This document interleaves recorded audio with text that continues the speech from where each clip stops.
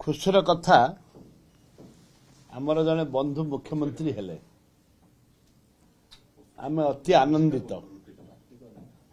द्वितीयटी है नवीन बाबू 22 वर्ष 24 वर्ष बुलिले विदेश बुलिले पुंजी निवेश नवीन बाबू तो पुंजी निवेश बुलिले कौन पुंजी आसला राज्यवासी जानते केते इंडस्ट्री है केते इंडस्ट्री आसिक पड़ेगा ये एबे बुलुचंदी नवीन बाबू जहा करथिले ये एबे सेया करचंदी ये केते दिन बुलंतु बुलंतु राज्य सरकार तो पैसा निज हाथ तो पैसा दे के जाऊनी नवीन बाबू तक सरकारी पैसा जाउथिले एबे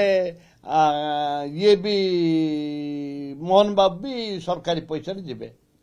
ये गरीब लोक खटिकिया टैक्स रे जाउचंदी जानतु जानतु देश विदेश नरेंद्र मोदी जिमती देश विदेश बुलुचंदी ये भी बुलवा दरकार बुलंतु बुलंतु बुली बुली सफाई जातु 24 वर्ष बुली बुली केते पुंजी निवेश कले आंके भी सहाय करुचंदी आंके तांके जिन सफाई हेले आंके जिन सफाई जिवे पोस्को पळेला निपन पळेला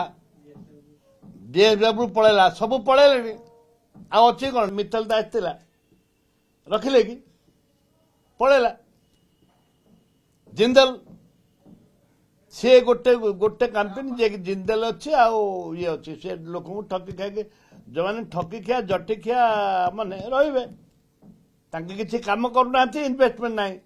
खाली सरकार का जमीन होती गच काटुच्च माइंस बाहर को बिकुंट जिंदल माइंस बाहर केटे गलानी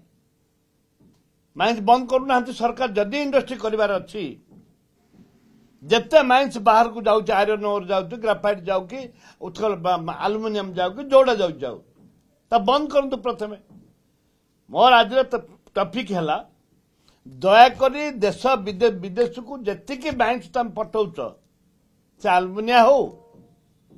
कि तुम आयरन ओर हो कि ग्राफाइट हो कि चाइना पत्थर हो जिते पठाऊच बाहर को ताको बंद कर आ तो कोयला बर्तमान कोयला ही बंद कर जदि तमे गच्छित संपत्ति भगवान को दत्तक संपत्ति तुम बंद करबनी ताले फैक्ट्री के दिन चलो जे भी फैक्ट्री 10-20 वर्ष पर बंद सब हो राज्यटा टोटाली मरुभूमि हो गलानी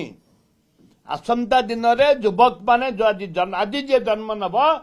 20 वर्ष पर से पचार मो बापा मो पाई कौन रखी माइंस फाइंस सब चली गलानी